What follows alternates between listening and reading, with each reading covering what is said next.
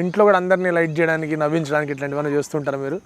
చేస్తుంటా అండి, చేస్తుంటా. ప్లస్ నాకు నేనే అర్థమవుతుంటుంది దీన్ని నెక్స్ట్ స్టేజ్కి తీసుకెళ్తే ఇలా ఉంటుందేమో, దీన్ని ఇంకా ఫన్ చేయాలనుకుంటే ఇట్లా కూడా చెప్పొచ్చేమో అని దాన్ని ఇంప్రూవ్మెంట్ చేసి చెప్తుంటా. ఇప్పుడు ఫర్ ఎగ్జాంపుల్ మనం రెగ్యులర్గా టీవీలలో చూస్తుంటాం, గీత మరి ఇక్కడ పరిస్థితి చూసినట్టయితే చాలా క్లిష్టంగా ఉంది గీత, నీకు తెలియదే ఉంది ఇక్కడ మరి అందరూ అని ఇట్లా అంటుంటారు కామన్గా. అంటే అప్పటికప్పుడు అక్కడికి ప్రత్యక్షమై ఎంత రిస్క్ అయినా తీసుకొని అక్కడికి వెళ్ళి అక్కడి విషయాల్ని జనాలకు చేర్చుంటాడు. సూపర్, అది ఎక్సలెంట్. సో దాన్ని ఇంకోస్తే ఇప్పుడు మా ఏం చేస్తాం, దాన్ని ఫన్ చేస్తే ఎలా ఉంటుంది, నవ్వించాలంటే ఎలా ఉంటుంది. బై మిస్టేక్ కూడా చచ్చిపోతే కూడా, అంటే ప్రతినిధి చనిపోతే కూడా చనిపోయిన ప్రతినిధితో కూడా ఇంటర్వ్యూ చేసుకోవచ్చు అని ఒక ఎముడి ఆర్డర్ ఇచ్చాడు అనుకో, 5 నిమిషాలు మాట్లాడుకో అని అంటే ఏం అడుగుతారు క్వశ్చన్స్. ఫర్ ఎగ్జాంపుల్ దాన్ని తీసుకుంటే ఫన్ చేస్తే ఎలా ఉంటుంది అనేది. ఎలానంటే నిన్న జరిగిన లారీ బస్ యాక్సిడెంట్ కేసులో మా ప్రతినిధి రఘు అక్కడికక్కడికి చనిపోయిన ప్రతినిధి రఘుతో ఫేస్ టు ఫేస్.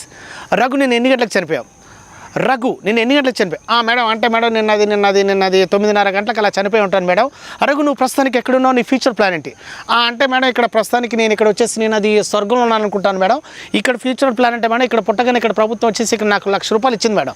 రఘు ఆ ₹1,00,000తో నువ్వేం చేయబోతున్నావు? మేడం మీకు తెలుసు కదా మేడం, కనీసం నాకు భూలోకంలో కూడా ల్యాండ్ లేదు కాబట్టి ఇక్కడ స్వర్గలోకనైనా ఫ్లాట్ల బిజినెస్ చేద్దాం అన్న ఆలోచనలో ఉన్నాను మేడం.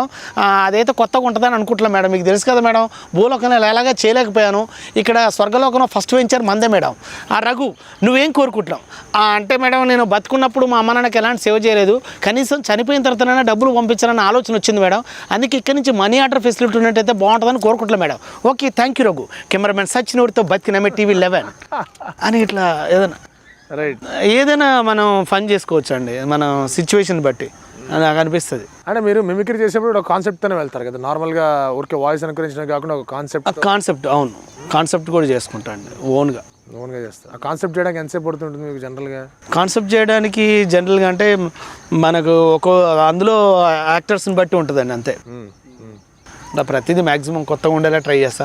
నేనైతే మ్యాక్సిమం ఇట్లా ఏదైనా మోటివేషన్ చేసేటట్టు, అరే భలే ఉందిరా అనటం. ఇప్పుడు మనం అన్ని సౌండ్స్ కూడా అట్లా తీసుకుంటే కూడా అన్ని కొత్తగా. అంటే మీరు స్టేజ్ షోస్ చేస్తున్నప్పుడు కొన్నిసార్లు చాలా మంది ఉంటూ ఉంటారు స్టేజ్ మీద, చాలా పెద్దవాళ్ళు కూడా ఉంటూ ఉంటారు. ఓకే, అలాంటి సమయంలో వాళ్ళు ఉన్నారు కదా, వాళ్ళ ముందు మనం ఓవర్ చేయకూడదు అని ఏమన్నా భయాలు? అస్సలు ఉంటుంది.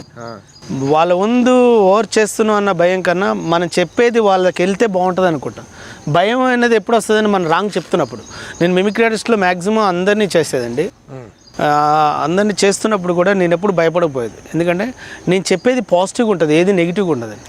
ఒకరిని ఉద్దేశించి ఒకరిని ఇది చేస్తే నేను పైకి వస్తా అంటే అలాంటి లైఫ్ నాకు ఇష్టం ఉండదు. మోటివేట్ చెప్తాం ఇది ఇలా ఉండాలి అని, అంతే చెప్తే నువ్వు ఎందుకు బతుకో అని అడగగలండి, అడగకూడదు కదా అది. సో మంచి అనేది చెప్తున్నప్పుడు అది మంచిగా రిసీవ్ చేసుకుంటే హ్యాపీ. నేను ఎవరిని కావాలని టార్చర్ చేసి నువ్వు ఇది అని అనలేం మనం. అది వాళ్ళకి తెలియాలి, వీళ్ళు చెప్పేదంటే రైట్ ఉందా రాంగ్ ఉందా అని. రైట్, అట్లా. సో అట్లాంటి ఫీలింగ్ లేదు అస్సలు ఆ ఫీలింగ్ ఉండదు.